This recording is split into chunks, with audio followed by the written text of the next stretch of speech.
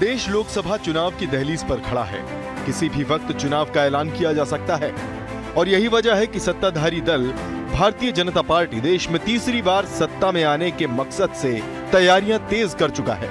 बात छत्तीसगढ़ में तैयारियों की करें तो भाजपा ने कांग्रेस प्रत्याशियों के खिलाफ पोस्टर वॉर छेड़कर चुनावी आगाज कर दिया है। इतना ही नहीं, सूबे के वरिष्ठ मंत्री रामविचार नेताम ने यहां तक कह दिया कि जब महाभारत हो ही रही है तो साजो सामान तैयार हो जाएं। हमारे हथियार तैयार हैं, उसे कहीं कहीं चलाकर देखा जा रहा है।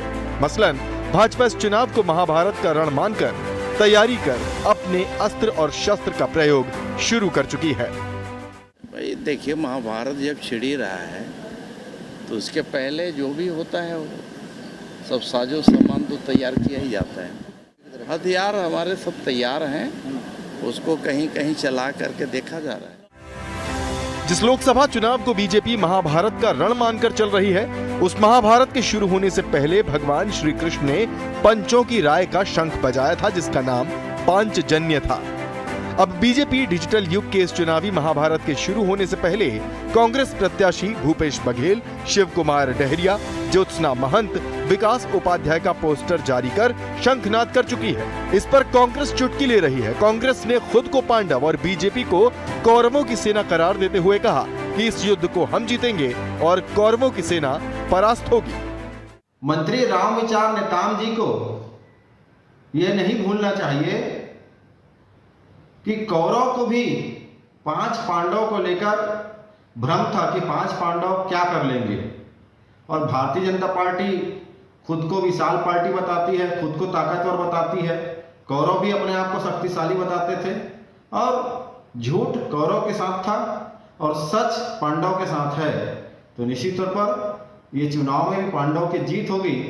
कांग्रेस सच के साथ खड़ी हुई है और भारतीय जनता पार्टी झूठ और प्रबंडा के साथ। इनके पास मोदी सरकार की 10 साल की क्या उपलब्धि है बताने को नहीं है, और कांग्रेस के पास इस देश को लेकर योजना है, प्लानिंग है। हम हर वर्ग की चिंता कर रहे हैं और इसको लेकर हम जनता के बीच जाएंगे। भाजपा झूठ परोसे, हम सच के साथ जाएंगे। किसी शायर ने कहा था कि इश्क और जंग में सब जायज है, जिसे मौजूदा दौर की राजनीति में राजनीतिक दलों ने चुनावी जीत हार के लिए शिरोधार्य कर लिया है। अब ऐसे में शुरू हुई इस चुनावी जंग का अंजाम क्या होगा, ये तो वक्त ही तय करेगा। फिलहाल शुरुआती शंखनाद से ये तो तय है कि ये जंग बेहद रोचक होने वाली है। Bureau report, BSTV Chhattisgarh. नमस्कार, जवाब तो देना होगा। मैं आप सभी का स्वागत है। मैं हूं डॉक्टर अवधेश मिश्रा। छत्तीसगढ़ की सियासत में लोकसभा चुनाव अब महाभारत का शक्ल लेता जा रहा है। वो इसलिए क्योंकि सूबे के वरिष्ठ मंत्री रामविचार नेताम ने कह दिया कि जब महाभारत छिड़ा ही हुआ है तो ऐसे में हमारे अस्त्र शस्त्र तो चलेंगे और इसका इस्तेमाल जो है किया जा रहा है। आज इसी विषय पर चर्चा करेंगे। 3 बेहद ही खास मेहमान हमारे साथ जुड़े, बीजेपी की ओर से, कांग्रेस की ओर से और वरिष्ठ पत्रकार, तमाम लोग हमारे साथ जुड़े। बीजेपी की ओर से परेश बागबारा जी, वरिष्ठ नेता है, विधायक रह चुके। परेश जी, आपका स्वागत है। कांग्रेस की ओर से धनंजय ठाकुर जी है, वरिष्ठ नेता है, प्रवक्ता है। धनंजय जी, आपका स्वागत है। नमस्कार। वरिष्ठ पत्रकार बतौर राजनीतिक विश्लेषक बाबूलाल शर्मा जी भी हमारे साथ है। बाबूलाल जी, आपका भी स्वागत है। परेश जी, मेरा पहला सवाल आपसे है कि इस महाभारत के रण में आप लोग कौरव की भूमिका में हैं या पांडवों की भूमिका में? देखिए, आज पूरे छत्तीसगढ़ में, और न सिर्फ छत्तीसगढ़ में बल्कि पूरे देश में एक दिनकर जी की कुछ लाइनें हैं जो लोग बोल रहे हैं कि वसुधा का नेता कौन हुआ, भूखंड विजेता कौन हुआ, जिसने न कभी आराम किया, विघ्नों में रहकर काम किया। क्या बात। इस प्रकार से जो प्रधानमंत्री हमारे नरेंद्र मोदी जी हैं, पिछले 10 सालों से अनवरत इस देश में सबका साथ, सबका विकास, सबका प्रयास, सबके लिए काम कर रहे हैं। और पूरे देश की जो जब वो सत्ता में आए थे तब 12 लाख करोड़ रुपए के घपले में ये यहाँ की इकोनॉमी था, यहाँ के निवेशकों का उसके ऊपर से विश्वास उठ चुका था, और पूरा देश जो है जो महंगाई में पूरे तरीके से घिरा हुआ था। करीबन 8% एवरेज महंगाई 8.2% यूपीए की सरकार में रहा। आखिरी 2 साल में वो डबल डिजिट में हो गया। ऐसी स्थिति से निकाल के 11वें नंबर में जो इकोनॉमी थी उसको उठाकर उन्होंने 5वें नंबर पे लाके खड़ा किया है। जहां तक ये पोस्टर का सवाल है। बिल्कुल। आजकल डिजिटल जमाना है, पहले जैसे पोस्टर, वॉल राइटिंग ये तो थोड़ा बहुत चलता ही है, लेकिन उसके साथ सोशल मीडिया में अनेक प्रकार के नए नए क्रिएटर पैदा हो गए हैं, ठीक है, नए नए विधा पैदा हो गई। परेश जी मैं लौटूंगा आपके पास, लेकिन मेरा मूल सवाल बच गया, उस पर जवाब शायद आप दे दीजिएगा कि इस लोकसभा के वर्ण में जिसे महाभारत की संज्ञा उपमा दी जा रही है, उसमें आप कौरवों की भूमिका में है या पांडवों की भूमिका में? सवाल मेरा बना हुआ, मैं अगली बार आपसे जवाब लूंगा। धनंजय जी, लोकसभा का वर्ण महाभारत बन चुका है, अस्त्र शस्त्र लगातार ताने जा रहे, दागे जा रहे कांग्रेस के खेमे पे, आपके प्रत्याशियों के खिलाफ कार्टून वॉर छिड़ गया है, जिहादी बताया जा रहा है, जमीन के धंधे में लिप्त बताया जा रहा है, अवैध कब्जाधारी बताया जा रहा है, तमाम तरह की संज्ञाएं जो है वो दी जा रही है। कैसे डिफेंड करेंगे, कैसे लड़ेंगे आप महाभारत की इस जंग को? देखिए अवधेश जी, मैं वैसे इस चुनाव को ना तो महाभारत मानता हूं, ना किसी युद्ध से इसी संज्ञा देता हूं, लेकिन चूंकि आपने इसमें ट्विस्ट किया है महाभारत करके, तो मैं महाभारत को इसमें शामिल करते हुए इसका जवाब दूंगा। जब महाभारत हुआ, जैसे ज्ञानी महात्मा लोग बताते हैं महाभारत की स्थिति को लेकर कि महाभारत सच और झूठ के बीच की एक लड़ाई थी, और आज देश में भी झूठ और सच के बीच ही लड़ाई चल रही है। एक और जो पीछे 10 साल से सरकार में बैठे जो लोग हैं, जिनका काम 24 घंटा 24 झूठ बोलना है, चाहे वो गरीब आदमी हो, चाहे किसान हो, चाहे व्यापारी हो, चाहे नौजवान हो, चाहे माता बहनें हो, इन सबको गुमराह करना है। और जिस प्रकार से महाभारत के युद्ध के कारण था संपत्ति, पांडव को संपत्ति देना नहीं चाहते थे कौरव, इसलिए उन्होंने कूटरचना रचा और संपत्ति के चक्कर में ही महाभारत हुआ। वैसी केंद्र में बैठी सरकार इस देश की संपत्ति को अपने कुछ मित्रों को सौंपना चाहते हैं, इसीलिए गरीब जनता पर बोझ लगाते हैं, गरीब जनता पर टैक्स लगाते हैं और रात और दिन झूठ बोलते हैं। और कांग्रेस पार्टी जो आजादी के बाद इस देश के लिए सत्य के साथ काम की, सच के साथ काम की, हर वर्ग को मजबूत किया, हर वर्ग के चिंता की और सारी सुविधाएं इस देश को दिया, जिसको जनता को पता है। तो जब चुनाव आज आ गए हैं 10 साल बाद, तो भारतीय जनता पार्टी के पास ये स्थिति नहीं है या ये उपलब्धि नहीं है कि वो जनता को जाके बता सके कि 10 साल में नरेंद्र मोदी जी की सरकार ने इस देश की जनता के कितने वादे को पूरा किया। ठीक है। क्या किसानों की आमदनी बढ़ाए, क्या युवाओं को रोजगार दिए, क्या महंगाई कम किए, क्या महिलाओं को सुरक्षित कर पाए? तो ये चीजें हैं और कांग्रेस आज भी सच के साथ खड़ी हुई है। ये इसलिए हमारे, एक सेकंड दीजिएगा मुझे मात्र, ये इसलिए हमारे प्रत्याशियों के खिलाफ दुष्प्रचार कर रहे हैं क्योंकि इनके पास बताने के लिए कुछ भी नहीं है और जनता समझ चुकी है।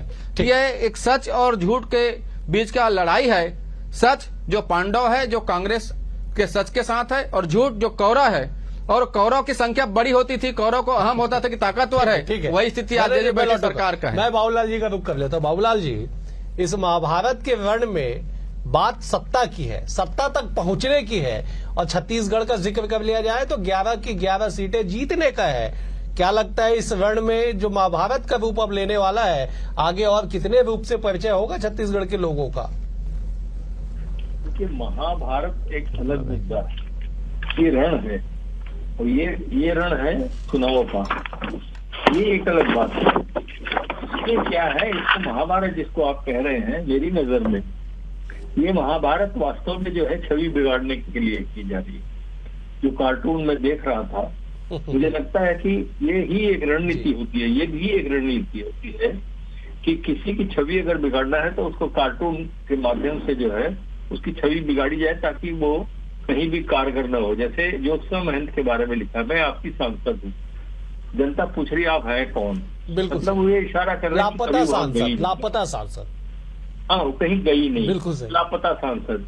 तो इस रूप में जो है छवि जितनी बिगाड़ सके, 11 क्षेत्र में अगर 11 लोगों की छवि बिगाड़ देंगे तो निश्चित रूप से जो है कहीं न कहीं कुछ फायदा मिलेगा। ये एक रणनीति होती है, उसी रणनीति पर जो है भारतीय जनता पार्टी चल रही है। और आपने देखा होगा कि जिस तरह से पिछली सरकार की छवि को विकृत करने का जो भरपूर प्रयास हुआ था, उसका फायदा जो है विधानसभा चुनाव में मिला। उससे उत्साहित होकर मुझे लगता है कि भारतीय जनता पार्टी ने ये एक रणनीति बनाई है कि जितने भी प्रत्याशी हैं उनकी छवि खराब की जाए और पिछली सरकार के कारनामों को ध्यान में रख करके जो है उसका भी प्रचार प्रसार किया जाए, कुछ ऐसे इशारे किए जाए जिससे जनता के दिल में जो बातें हैं वो जो फैलाई गई थी वो बैठी रहे। बिल्कुल, मैं लौटूंगा बाबूलाल जी आपके पास। मैं एक बार फिर से परेश जी का रुख कर लेता हूं। परेश जी, क्या छवि बिगाड़ने के लिए इस तरह के पोस्ट किए जा रहे हैं? क्या सकारात्मक मुद्दों के साथ बीजेपी चुनाव में नहीं जाएगी, या इस तरह से जिस बात का जिक्र बाबूलाल जी कर रहे हैं कि विधानसभा चुनाव में जो छवि बिगाड़ने की सियासत से बीजेपी को लाभ मिली, उसी रणनीति पे लोकसभा के चुनाव में भी बीजेपी आगे चल रही है? देखिए, लगता है कि आप जो इस प्रदेश की जनता है उनके बुद्धि को और उनके मत को जो है ये समझते हैं कि वो बिल्कुल नासमझ हैं और वो इस तरीके के भुलावे में भटकावे में आ जाते हैं। ये तो सरासर जनता का अपमान है। जनता जो है बहुत अच्छे तरीके से हर चीजों के में अपनी सच्चाई को ढूंढ लेती है और समझती है क्या सच है क्या झूठ है। ये भी ये समझ गई जब इन्होंने सुप्रीम कोर्ट में कहा कि राम एक जो है काल्पनिक पात्र है और जो राम सेतु नाम की कोई चीज यहाँ पर नहीं थी। वो जो झूठ फैलाने की कोशिश इन्होंने की वो झूठ चला नहीं। आखिरकार जो 500 साल से रामलला जो इस पोजीशन में थे वो बाहर जिस तरीके से उनको रखा गया था, आज वो भव्य मंदिर में आज वो स्थापित कर दिए गए हैं। तो झूठ कभी चलता नहीं है, चाहे किसी भी स्थिति में हो। और जो पोस्टर की बात है, जो कार्टून की बात है, जो कलाकार होता है वो कहीं ना कहीं जो पोस्टर होता है वो ये एक दर्पण होता है। कोई कलाकार जो होता है वो चीजों के परसेप्शन को समझ करके जो घटनाएं घटी रहती हैं उसके आधार पर किसी चीज को बनाता है। आखिर इतने तेजी से ये सारी चीजें वायरल क्यों हुई? क्योंकि इसमें कहीं ना कहीं सच्चाई है। इस कारण से वायरल हुई। लोगों ने देखा कि किस तरीके से जो शिव डहरिया जी का जो सामुदायिक भवन में कितने अरबों करोड़ों रुपए का वहां पर ऐशो आराम की चीजें लगी थी, टीवी में दिखाया गया, अखबारों ने पूरे उसके फोटोग्राफ छापे हैं। किस तरीके से बीरनपुर की घटना घटी है, किस तरीके से एक समुदाय विशेष के तरफ उसको जो है मोड़ा गया, उसको प्रश्रय दिया गया। आदरणीय हमारी भाभी जी ज्योत्सना जी जो हैं वो जितना उनको उस क्षेत्र में जाना था शायद वो नहीं गई। इस कारण से इस प्रकार की स्थिति एक कलाकार ने बना करके मैं जवाब ले लेता हूं। धनंजय जी जवाब दे दीजिए कि जो कार्टून है, जो तस्वीर है, वो कलाकार के मन की भावना है, परसेप्शन को देखते हुए। आदरणीय भाभी जी ज्योत्सना महंत, कोट कर रहा हूं जो परेश जी ने कहा, उनको उस क्षेत्र में उतना जाना चाहिए, वो नहीं गई, इसलिए कलाकार को लगा कि वो लापता सांसद है। शिव डहरिया का जिक्र किया गया कि उनकी पत्नी के द्वारा एक सामुदायिक भवन में जिस तरह से कब्जा किया गया, लग्जूरियस सामुदायिक भवन बनाया गया, उसके परसेप्शन को देखते हुए शिव डहरिया के लिए पोस्टर बनाया गया। आप लोगों ने किया है, इसलिए कलाकार के मन में वो भावना आ रही है। देखिए अवधेश जी, मैं समझता हूं कि ज्योत्सना महंत जी जितने बार अपने संसदीय क्षेत्र का दौरा किए हैं उतनी बार नरेंद्र मोदी जी अपने संसद क्षेत्र में नहीं गए होंगे। भाजपा के 9 सांसद हैं छत्तीसगढ़ में, अभी तो 3 चुनाव लड़ने के बाद रिजाइन किए हैं, और उन 9 सांसदों की निष्क्रियता, चाहे वो संतोष पांडे जी हो, चाहे विजय बघेल जी हो, या इनके और भी जो सांसद जो भी विधायक बन गए हैं, उनकी निष्क्रियता से इस प्रदेश की जनता वाकिफ है। शिव डहरिया जी को लेकर जो भाजपा ने दुष्प्रचार किया ना, उसमें माननीय न्यायालय ने रोक लगा दिया है। तो भारतीय जनता पार्टी के दुष्प्रचार पर रोक लगा हुआ है जो अफवाह फैलाने काम में कर रहे थे।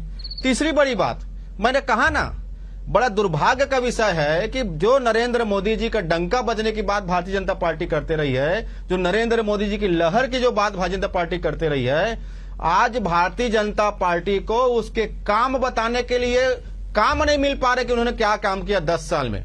ना तो महंगाई कम कर पाए, न सिलेंडर के दाम कम कर पाए, ना तो युवाओं को रोजगार दे पाए। और वही आदतानुसार भारतीय जनता पार्टी क्या कर रही है, हिंदू मुस्लिम कांग्रेस के नेताओं के छवि धूमिल कर रही है। ज्योत्सना महंत छत्तीसगढ़ की बेटी है, राजनीति में एक सुचिता होती है, लेकिन भारतीय जनता पार्टी ने छत्तीसगढ़ की बेटी जो कबीरपन से आते हैं उनका भी अपमान करने से नहीं चूके। अरे आपके पास अगर मुद्दा नहीं है तो हाथ जोड़ के जनता के पास जाइए। किसी की छवि धूमिल करके भाजपा चुनाव लड़ना चाहती है ना, एक सेकंड दीजिएगा।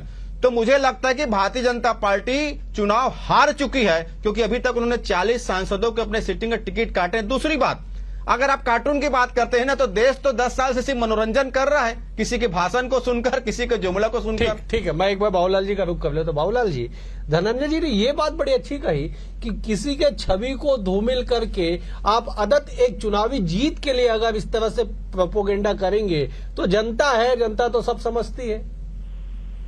बात तो सही है, लेकिन जनता का एक, आपको भी याद होगा, मेमोरी में एक खास बात होती है, वो 15 दिन के बाद जो है बात को भूल जाती है। बड़ी से बड़ी घटनाओं को आप देख लीजिए, बिल्कुल कहाँ बोफोर्स से लेकर के आज तक के जितने भी मुद्दे हुए हैं, उस सारी चीजों को आप ध्यान दीजिए कि 15 से 20 दिन के बाद वो मुद्दा अपने आप समाप्त हो जाता है। चाहे वो नोटबंदी का मामला हो, चाहे कहीं कभी, आज तक नहीं चल रहा है वो, लेकिन उस वक्त बहुत जबरदस्त चला था। तो इसलिए जब याद रखने की जो क्षमता की कमजोरी हिंदुस्तान की जनता में है, इस रणनीति में मुझे उसी चीज का ध्यान आ रहा है कि कार्टून के माध्यम से हर उस बात को, इसका प्रचार प्रसार किया गया था विधानसभा चुनाव में, उस याद को बनाए रखने के लिए कार्टून का सहारा जो है रणनीति के तहत लिया गया है। और देखिए, चुनाव में किसी भी तरह की रणनीति जो है जायज होती है। कहते हैं प्रेम और युद्ध में सब कुछ जायज है, वैसे ही अब राजनीति में भी सब कुछ जायज है, जो चाहे सो किया जा सकता है। एक नैरेटिव सेट किया जाता है, इस तरीके से दिमाग बनाया जाता है कि आप उसको इसी रूप में समझिए। और जिनके लोगों के दिमाग में वो बातें भूल गए होते हैं, तो कार्टून के माध्यम से फिर से याद आ जाएगी। ये एक सोच जो है इस रणनीति में दिखाई दे रही है। जी बिल्कुल सही। मैं एक बार परेश जी का रुख। परेश जी, आप कुछ जवाब देना चाह रहे थे, आप जवाब दे दीजिए। अब मेरा सवाल ये है, मैं वही सवाल जो बाबूलाल जी से मैंने लिया, वही सवाल आपसे भी लेता हूं कि छवि धूमिल करके चुनावी जीत दर्ज करने की रणनीति कैसे देखते हैं आप? आप बहुत वरिष्ठ नेता है, विधायक रह चुके हैं, आप सीनियर लीडर है आप। देखिए, सच्चाई छुप नहीं सकती बनावट के वसूलों से। कोई भी चीज अगर सच है तो उसको आप किसी तरीके से लीप पोत करके गलत तरीके से पेश करेंगे तो पब्लिक उसको रगड़ के घीस करके उसमें से सच्चाई निकाल लेती है। और जिस प्रकार से उन्होंने 2014 में निकाला कि किस तरीके से 2G, 3G, जीजा जी और कोलगेट ये सब घोटाला हुआ और आदरणीय नरेंद्र मोदी जी को प्रधानमंत्री यहां पर चुना और 2019 में और ज्यादा सीट से जिताया। और अभी 2024 में नरेंद्र मोदी जी के चेहरे पर, उनके विकास पर, उनके किए गए कामों पर, चाहे आज पिछले 50-60 साल से डंका पीटा जा रहा था, गरीबी दूर की जाएगी, ये किया जाएगा, लेकिन क्या हुआ? मोदी जी ने किया। आज देखिए, शौचालय का निर्माण किया, घर घर नल पहुंचाया, गैस के चूल्हा पहुंचाया, सड़कें पहुंचाई और जो 80 करोड़ लोगों को राशन का एक बेस दिया ताकि वो ये अपने रोजमर्रा की जिंदगी के टेंशन से बाहर आकर के काम करे। 60 करोड़ लोगों का खाता खुलवा करके मेन स्ट्रीम की इकोनॉमी से जोड़ा। जो मार्केट सिर्फ 70 करोड़ लोगों के बीच में था, उस मार्केट को 130 करोड़ लोगों के साथ जोड़ा और डीबीटी के माध्यम से चीजों को वहां तक पहुंचाया। कोरोना में छाती तान करके खड़े होकर के पूरे देशवासियों की जान बचाई और आगे खड़े होकर के स्वयं जा करके पहले कोरोना का इंजेक्शन लगाया और कांग्रेस बोलते रहे कि इंजेक्शन नहीं लगाना। परेश जी, कांग्रेस यही तो कह रही है ना कि टीवी पे आप जितनी तमाम डेटा के साथ आप जो बातें कह रहे हैं वो चुनावी प्रचार में लाइए ना। क्यों नकारात्मक आप छवि धूमिल करने की राजनीति कर? यही तो कांग्रेस का ऑब्जेक्शन है। धनंजय जी, जवाब दीजिए। देखिए, मैंने पहले कहा ना अवधेश जी, जो 2 लाइनें परेश बागबाजी ने कहा तो उसके 2 लाइन में आगे कहता हूं कि ने बनावट के उसूल की बात कही ना, तो ये समझ लीजिए परेश बागबाजी, कभी भी कागज के फूल से खुशबू नहीं आ सकती। वही स्थिति भारतीय जनता पार्टी की सरकार की है। साहब 10 साल से तो खुशबू का पूरा गार्डन महक रहा है। सुन लीजिए ना, कहीं गार्डन नहीं महक रहा है, 2 ही गार्डन महक रहे हैं। ठीक है, एक अडानी जी के गार्डन में खुशबू फैल रही है, दूसरे अंबानी जी के गार्डन में खुशबू फैल रही है। और किसान तो सड़कों पर है, जो खुशबू पैदा करने वाले किसान है, चाहे वो चावल के खुशबू बोलते हैं, चाहे वो धान की खुशबू हो, चाहे चना की खुशबू हो, चाहे गन्ना की खुशबू हो, ये किसान तो सड़कों पर हैं और मजदूर जो इन खुशबू को फैलाते हैं वो सड़कों पर हैं। तो ये खुशबू कहां फैल रहा है? 2 लोग बेच रहे हैं, 2 लोग खरीद रहे हैं। तीसरी बात मैंने कहा ना, इनके पास कोई विजन नहीं है सिवाय झूठ बोलने का। और जब इनके सर्वोच्च नेता ही 24 घंटा झूठ बोलते हैं तो इनके बाकी लोगों से कैसे उम्मीद करोगे ये सच बोलेंगे? ये कह रहे थे कि नरेंद्र मोदी जी ने बड़ी बड़ी काम की। अरे जनता ने उन्हीं विश्वास के साथ उनको चुना था। पर वो सिर्फ बड़ी बड़ी बात करते रहे, काम नहीं कर पाए बड़ी बड़ी। आज आजादी के बाद जब अमृतकाल महोत्सव मना रहे हैं आप, 2014 के पहले इस देश में 23 करोड़ ऐसे लोग थे जिनको गरीबी रेखा से बाहर निकाला गया। आज अमृतकाल में 80 करोड़ लोग वो हैं, आप मान के चले, अगर सरकार उनको 5 किलो राशन मुहैया करा रही है, मतलब एक सेकंड, मतलब समझिएगा कि उनके पास आय का स्रोत नहीं है, आय उनकी खत्म हो गई है, उनका रोजगार खत्म हो गया है। और जिस प्रकार से रसोई गैस के दाम बढ़े हैं, अरे लोग 400 रुपए किलो लहसुन का खरीद नहीं पा रहे हैं, और वित्त मंत्री जी लहसुन प्याज खाती नहीं है तो उनको लहसुन का भाव पता नहीं है। और एक सेकंड, अभी कल ही का एक रिपोर्ट आया है, इस देश में 67 लाख ऐसे बच्चे हैं जो 1.5 महीने से लेकर 23 महीने तक उनको सुपोषित भोजन नहीं मिल पा रहा है, 2 वक्त का आहार नहीं मिल पा रहा है, और मोदी जी का डंका बज रहा है। अरे आप अपने काम पर आइए, हम अपने योजना पर जाएंगे और चर्चा होंगे। रही बात छवि धूमिल करने की, तो आप विपक्षी दल के नेताओं पास नहीं किए हैं, आपने इस देश के किसान जो सबका पेट भरते उनको आतंकवादी कर दिया, यहाँ के मजदूरों का आपने सड़कों घुमा दिया, युवाओं को टुकड़े गैंग बोल दिए, तो आपका काम छवि धूमिल करना है। धनंजय जी मैं लौटूंगा, मैं बाबूलाल जी का रुख कर लेता। बाबूलाल जी, छवि धूमिल करना, विकास के मुद्दों पे चुनाव लड़ना, ये तमाम तरह की सियासी गलियारों में तीर अस्त्र शस्त्र माने जाते हैं, क्योंकि आज जो रामविचार नेताम जी ने कहा कि महाभारत तो छिड़ चुका है, तो क्या आपको लगता है कि महाभारत में इस तरह के तीर जो है, इस तरह के शस्त्रों का इस्तेमाल जो है और भी आगे देखने को मिलेगा? देखिए, इसमें भाजपा कांग्रेस का कोई मुद्दा नहीं है, ये सियासी गलियारे की बात है। सियासी गलियारे में सारी पार्टियां आती है और सारी पार्टियां जो है इस तरह के प्रयोग रणनीति के माध्यम से करती हैं। कभी भी छवि धूमिल करने कोई खाली भाजपा का ये प्रयोग नहीं है, ये कांग्रेस भी ऐसे प्रयोग करती है इस समय पर, और अन्य दल भी करते हैं सभी प्रयोग पर। क्योंकि आदित्यनाथ पर जिस तरह के हमले होते हैं दूसरी पार्टियों के, उसको देख लीजिए, चाहे दूसरे प्रदेशों में देख लीजिए, ये एक आरोप प्रत्यारोप का जो सिस्टम है, ये सिस्टम डेवलप हो चुका है। और ये सिवाय अब जो नया पैटर्न है कि जितना हो सके अपोजिशन की छवि को कितना धूमिल किया जा सके और सत्ता पाया जा सके, ये सत्ता प्राप्त करने की एक लड़ाई है। और हर पार्टी जो है इस तरह के प्रयोग जो है रणनीति के माध्यम से अपने करती है। कोई सफल रणनीति बांधता है। बिल्कुल परेश जी, आप कुछ जवाब देना चाह रहे हैं, सीधे जवाब दे दीजिए आप जी। देखिए, ऐसा है कि जो मोदी की गारंटी का संकल्प लेकर के विष्णुदेव जी की सरकार यहाँ पर आई थी, 80% गारंटी पूरी कर दी।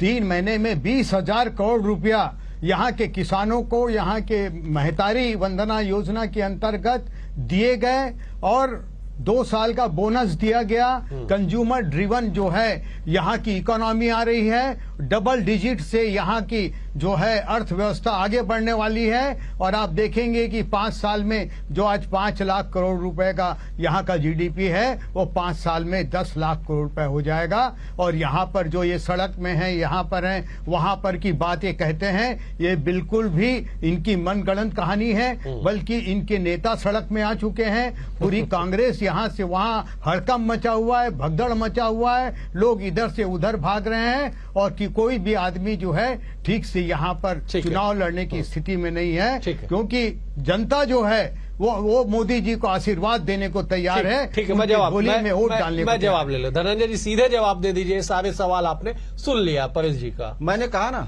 अगर नरेंद्र मोदी जी 10 साल में काम किए होते तो इनको अभी जितने सीट ने जारी की है ना, उन पर 40 सांसदों की इन्होंने टिकट काटा है। वो सांसद भी निष्क्रिय हैं और इस सरकार में जो लोग बैठे वो भी निष्क्रिय। पहली बात। दूसरी बात, कांग्रेस क्या कहती है ये जनता को पता है, पर जनता को पता है कि 410 रुपए का सिलेंडर मनमोहन सिंह जी देते थे, जिसको नरेंद्र मोदी जी ने 1000 रुपए में देना शुरू किया। कांग्रेस सरकार में राहल दाल 60 से 65 रुपए किलो मिलता था, नरेंद्र मोदी की सरकार में आज 150 रुपए किलो है। कांग्रेस सरकार में लहसुन जो है 40-50 किलो मिलता था, आज मार्केट में 400 रुपए किलो है।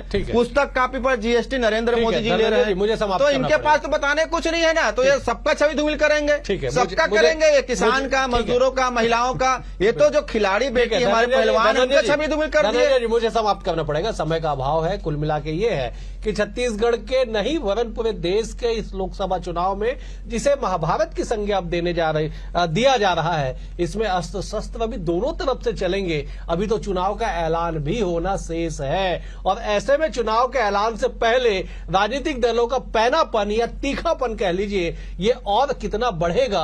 अब इसका जनता जनार्दन के मनोदशा पे क्या असर पड़ेगा, ये चुनाव परिणाम के साथ ही पता चलेगा। आज के लिए इतना ही। आप तीनों मेहमानों का बेहद शुक्रिया। परेश जी आपका शुक्रिया, धनंजय जी आपका शुक्रिया, बाबूलाल जी आपका भी शुक्रिया। कल एक और विषय के साथ होगी मुलाकात, तब तक के लिए नमस्कार।